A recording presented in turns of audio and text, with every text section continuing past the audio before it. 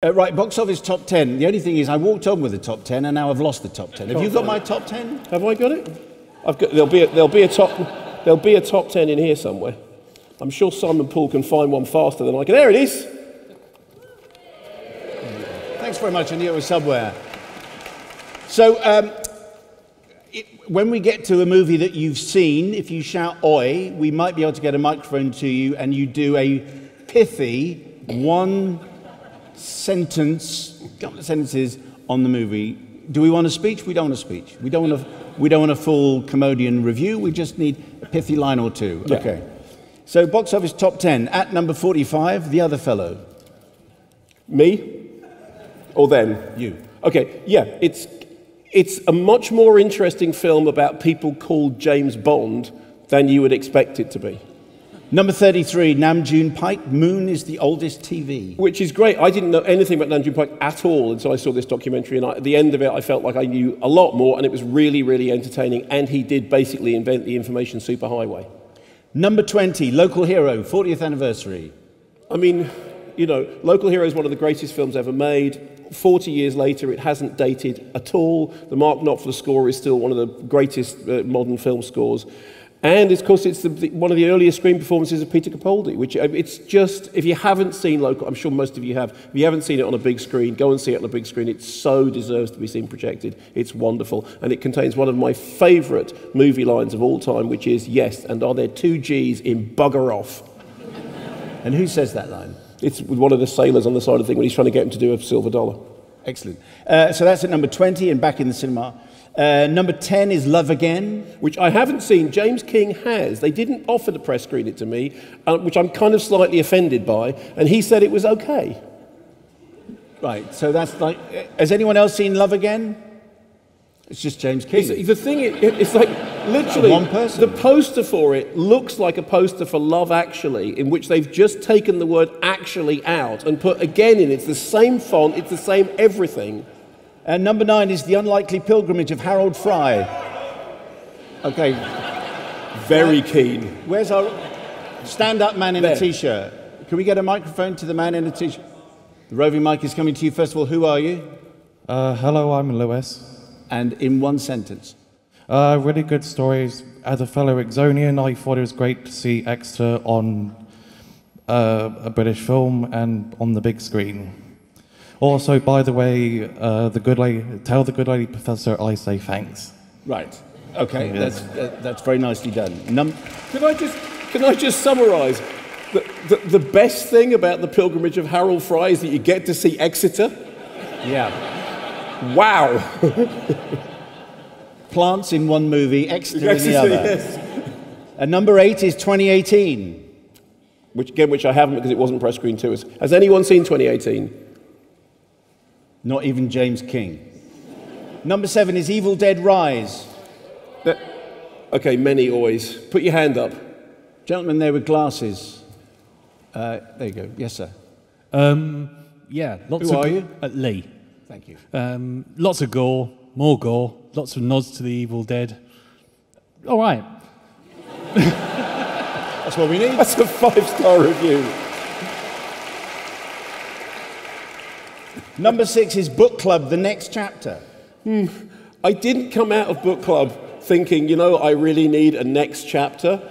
And yet somehow, you know, they've reunited the cast, they've done the standard thing with the sequel. What do we do now? Let's send them to abroad. So they go to abroad, which is Rome and Venice, and it's utter rubbish.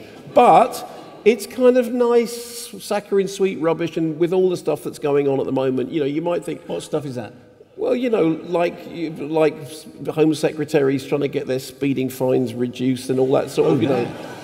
You just think, I don't know whether they're hissing me or they're hissing the Home Secretary.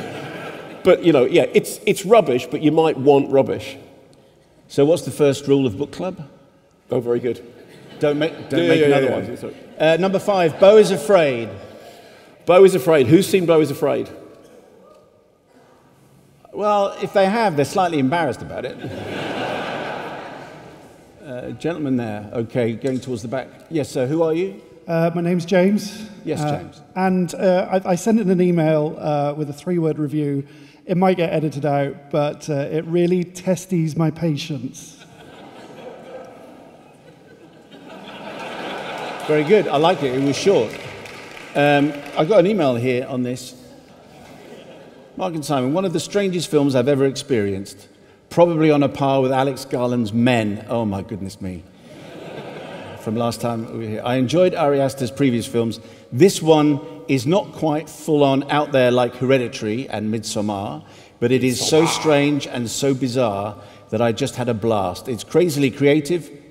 I laughed out loud on more than one occasion. It's so visually abstract all over the place and deeply, if not weirdly profound, although I think it's a bit too long, and kind of drags out at points, But Joaquin Phoenix made the journey all the more unforgettable, not to mention to people sitting next, this is all one sentence, not to mention people sitting next to me seemed to enjoy it as much as me, they were laughing louder than me, they were invested in what's going on and they wanted to see what was going to happen, although they did talk many times during the film, but it was nice to see people actually get engaged by indie films, especially strange ones like Beau is Afraid. Probably not for everyone, but if people want to go and see the strange side of it, this is a good one, exclamation mark. One sentence, a one-sentence review, which went on forever. I have to tell you, if you go and see Beau is Afraid, none of you will get the perfect experience of the film, which I did, was that we saw it in a screening room, and the only people in the screening room were me, Simon, and Sophie from the show. And I was sitting in the row in front of you. And it is it's 3 hours long, and it's a number of sections, and some sections are funnier than others. But I could feel Simon not liking the movie. You know, in that way that you can actually sort of feel. And then we get into one bit, which is towards the end. It's the whole thing. The whole thing can kind of be summarized as, what if your mother could hear all those unspeakable things you tell your therapist? And towards the end, I laughed and he didn't. And because he didn't laugh, I laughed again. And the more he didn't laugh, the funnier the film became. I was in tears of laughter towards the end of it. You were Simon was turning not. into stone. There's something about being in a church that makes you exaggerate your stories enormously. Are you there, God? It's me, Margaret. Number 4. Okay, who was the woman who shouted? Right at the back. Okay. Thank you. Microphone coming to you. Who are you, first of all, please? I'm Kate from Canterbury. Thank you. And your thoughts on Are You There, God? It's Me, Margaret? I saw it last night. I thought it was a perfect film. I absolutely loved it. Thank you. I read all of Judy Blume when I was younger, and yeah, excellent adaptation. Were you slightly nervous about going to see, because you love the book so much, were you slightly nervous about going to see the movie version? Not really. It was a last-minute thing, because I found out, we have a 1-year-old. Last minute, I found out that I had a free pass to go to an early showing. And I read all of Judy Blume, but I don't remember it that well, because I was a lot younger. So I just, but I thought the music and the performances were just brilliant. I just loved it. The thing that it reminded me of, which you loved, is Catherine Called Birdie. And it's a film about adolescence and coming of age and the pain of all that stuff. But it's so funny and engaging and frank, and it's doing this, it's dealing with all the problems of growing up, and it's not in any way embarrassed about being, open about certain subjects that cinema is very squeamish about. The performances are great. She's absolutely fantastic. Absolutely. And the best thing about it is that I think people who love the book, it's taken 50 years for the book to get to the screen, and I do think a lot of people are thinking it can't possibly measure up to the book. But I've heard so many people say, I love the book and I love the film. So I thought it was great, absolutely great. That's the number 4. Number 3, Super Mario Brothers, the movie. Oh, someone from... Was that you with your Princeton sweatshirt?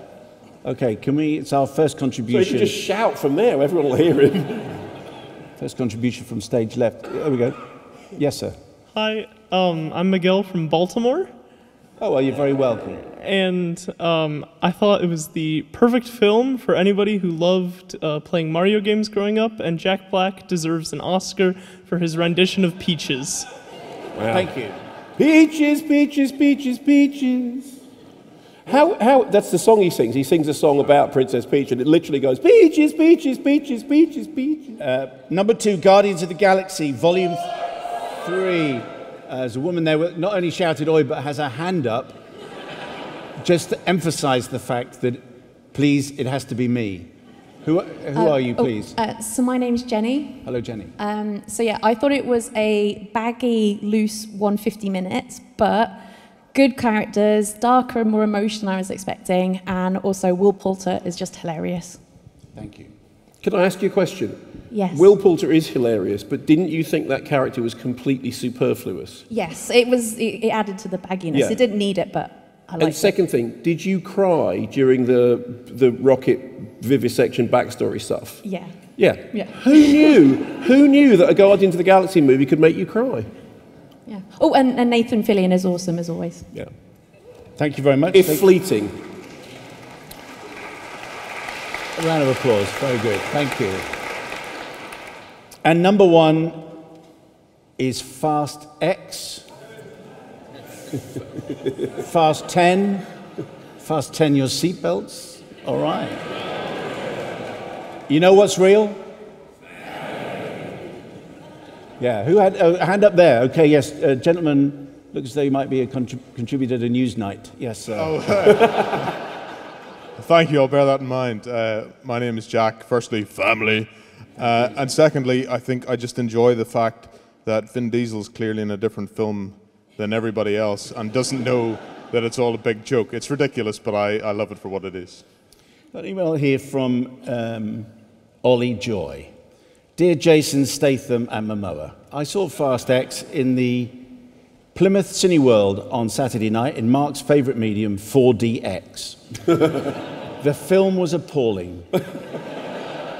Dumb dialogue, a silly plot line, zero stakes, totally overblown and cartoonish action, and wanton stupidity left, right and centre. If you told me the script had been written by ChatGPT, I would have believed you. I really enjoyed it.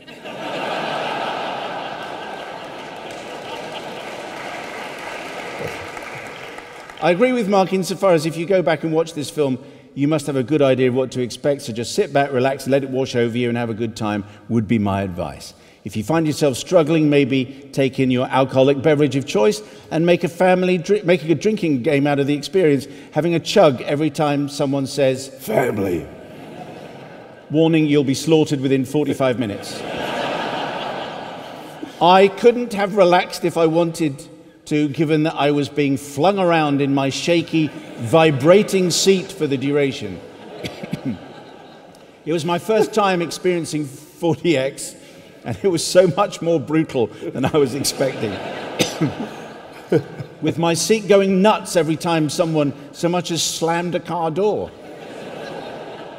It went absolutely crazy during a sequence late in the film involving Vin Diesel, a car, and a large dam, to the point where, between being thrown about our seats and blasted with air and water and the preposterous action sequence, my friends and I were crying with laughter. Possibly not what the filmmakers were going for, but whatever, we enjoyed ourselves. Keep up the good work, up with the campaign for Jason Isaacs to nab a role in Fast 11. Ollie Joy. Can I just say, this is going to be very frustrating and really, really annoying. Last week, Louis Leterrier was on the show, director, a delightful, charming gentleman, explaining about how he got, for the gap between him getting the call from the head of Universal Pictures saying, can you direct this movie, to him saying action was 3 days. So that's extraordinary. Then at the end of the interview, when we stopped recording, he told me a casting decision for the next film. But he prefixed it by saying, just for you. Now, he was... Did you say, don't tell him Pike? For our overseas attendees, it's a 70s Dad's Army reference. So I now feel under pressure because Louis Leterrier told me, but he said it was just for me. You haven't told me. I know it was just for me. Just mouth it. No, because I don't trust you. I'll tell you at half time, okay, and then we'll see what we do with the. Okay, but so it was intriguing. Is it a good? Did it surprise you? If you look at Louis Leterrier's back catalogue, it won't surprise you. It won't surprise you. Okay, fine. That's too. So much. It's Liam Neeson then. Again.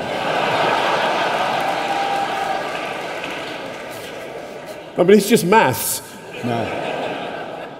Sanjeev Pascal. Oh, right, okay. What did he say? What did he say? Anyway, so it's dumb. Okay. Are you with Ollie Joy? It's appalling, dumb dialogue, silly plotline.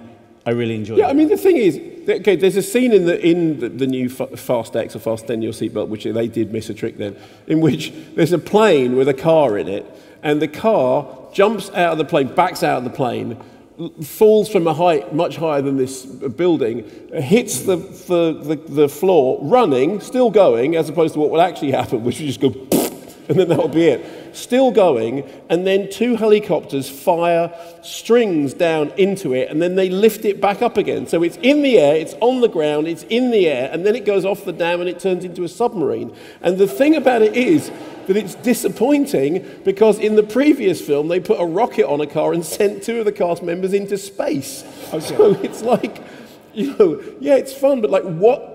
Short of literally blowing up the moon in the next, what are they going to do? Are you saying it's not real? Because Mark, do you know what's real? Family. There you go. To be continued, I suspect. Thanks very much for watching this video. I hope you enjoyed watching it as much as we enjoyed making it. While you're here, check out all the other videos because they're cool too, aren't they? Yeah, and if you want to keep up to date with everything Kermode and Mayo's take, then check out our social channels. I mean, why wouldn't you? I mean, I would. I have done. Excellent.